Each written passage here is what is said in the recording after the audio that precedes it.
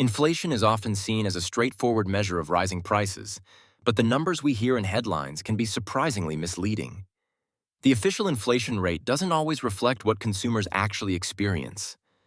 Differences in how it's calculated, which goods and services are included, and how prices are averaged can all paint a distorted picture. Even small methodological tweaks can make inflation seem lower or higher than what people feel at the grocery store, gas pump, or rent office. Understanding these nuances is crucial because relying solely on the reported figures can lead to misguided financial decisions, policy debates, and everyday budgeting choices. Today, we will talk about how inflation numbers can be misleading. So before we start, make sure to hit the like button and subscribe to my channel. Inflation is a term that often dominates headlines, economic discussions, and financial decisions. We hear phrases like, inflation hits 5%, or core inflation remains low, but few people realize how complex and sometimes misleading these numbers can be. At its core, inflation measures the rate at which the general level of prices for goods and services is rising. Governments and central banks rely on these metrics to guide monetary policy, while businesses and consumers use them to make decisions about wages, prices, and savings. However, the reality behind these numbers is far from simple. The reported inflation rate may not fully capture the economic experience of everyday households, and subtle changes in measurement methods can dramatically affect the numbers that policymakers, investors, and the public see. Understanding why inflation figures can be misleading requires a closer look at the measurement process, underlying assumptions, and the practical limitations of economic statistics. How inflation is calculated. Inflation is typically measured through price indices such as the Consumer Price Index, CPI, or the Producer Price Index, PPI. The CPI, for instance, tracks the prices of a basket of goods and services that an average household consumes, including food, housing, transportation, healthcare, and entertainment. The PPI, on the other hand, focuses on wholesale prices or prices at the producer level before goods reach consumers. While these indices provide a structured way to track price changes, they are not perfect reflections of individual experiences. The basket of goods used in the CPI is an average and may not represent the spending patterns of specific demographics. For example, a retiree may spend far more on healthcare than transportation, while a young professional may allocate more to dining out and rent. Consequently, two households living in the same city can experience very different effective inflation rates, even though official statistics show the same number. Substitution and weighting effects. One of the more subtle ways inflation can be misleading is through substitution and weighting adjustments in the indices. Economists often use weighted averages to reflect the relative importance of different items in the average household budget. Additionally, when prices for certain goods rise sharply, people often substitute cheaper alternatives, buying chicken instead of beef or using public transit instead of rideshares. Modern CPI calculations attempt to account for this substitution effect to avoid overestimating inflation. While this method is theoretically sound, it can make inflation appear lower than consumers feel in reality. For example, if gas prices spike, people may drive less or switch to public transport, but the higher price still affects their day-to-day expenses. These adjustments, while methodologically rigorous, can sometimes obscure the true impact of price changes on households.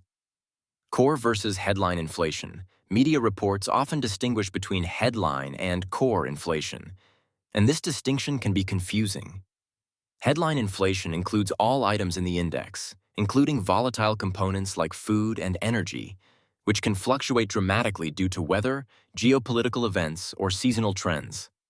Core inflation excludes these volatile items to provide a more stable picture of underlying price trends. While central banks prefer core inflation for setting policy, consumers often feel the pinch of headline inflation directly at the grocery store or gas pump. This discrepancy between what policymakers watch and what households experience can lead to a perception that inflation numbers are misleading, as the official figures may understate the day-to-day financial pressures that people face. Geographic and demographic variations. Another source of potential distortion comes from geographic and demographic differences. Inflation rates vary widely between regions, cities, and even neighborhoods. Urban areas may experience higher housing costs, while rural areas face different energy or transportation expenses. Similarly, inflation impacts different income groups in diverse ways. Lower-income households typically spend a higher proportion of their income on necessities such as food, rent, and utilities, so price increases in these areas have a greater impact on their financial well-being. Conversely, wealthier households might be more affected by luxury goods or investment-related price changes. National inflation numbers average all of these experiences, which means the official statistics can fail to capture the lived realities of particular populations, making the numbers less meaningful for many individuals. Methodological changes and measurement issues. Over time, statistical agencies revise their methodology for calculating inflation, which can lead to confusing comparisons with past data. Changes might include updating the basket of goods, adjusting for quality improvements in products, or introducing new ways to handle housing costs. While these revisions aim to improve accuracy, they also make it difficult to directly compare current inflation with historical rates. For instance, technological improvements in electronics, like smartphones or laptops, can increase their quality dramatically while their prices rise slowly. Statistical adjustments attempt to account for this hedonic improvement, but to a typical consumer, the out-of-pocket cost may feel like standard inflation. These methodological nuances, while intellectually rigorous, often create a disconnect between reported numbers and individual perception. Psychological and behavioral factors. Human perception plays a key role in how inflation is experienced versus how it is reported. Behavioral economists have long noted that people notice price increases in items they buy frequently more than those they purchase occasionally. Gasoline, groceries, and rent dominate daily budgets and are psychologically salient, so even modest increases in these areas feel significant. Meanwhile, deflation in electronics or luxury goods may offset headline inflation numerically, but it has little effect on most consumers' daily lives. This divergence between perception and official metrics can make inflation numbers seem misleading, even when they are calculated correctly.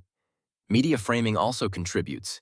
Sensational headlines about record inflation can amplify public concern, while slow, steady price rises may go unnoticed despite having a measurable economic impact.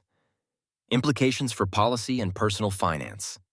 Understanding the limitations of inflation numbers is critical for both policymakers and individuals. Central banks, like the Federal Reserve, rely on these metrics to set interest rates, influence lending, and control money supply. Misinterpreting the numbers can lead to policies that are too tight or too loose, exacerbating economic instability. For households, ignoring the nuances of inflation may result in underestimating cost of living increases, mismanaging budgets, or making poor investment choices. Awareness of how inflation is measured, its limitations, and how it diverges from personal experience can help individuals make more informed financial decisions and encourage policymakers to consider the broader context beyond headline figures. If you liked this video and would like to see more like it, please give it the thumbs up, leave a comment, and click the button to subscribe.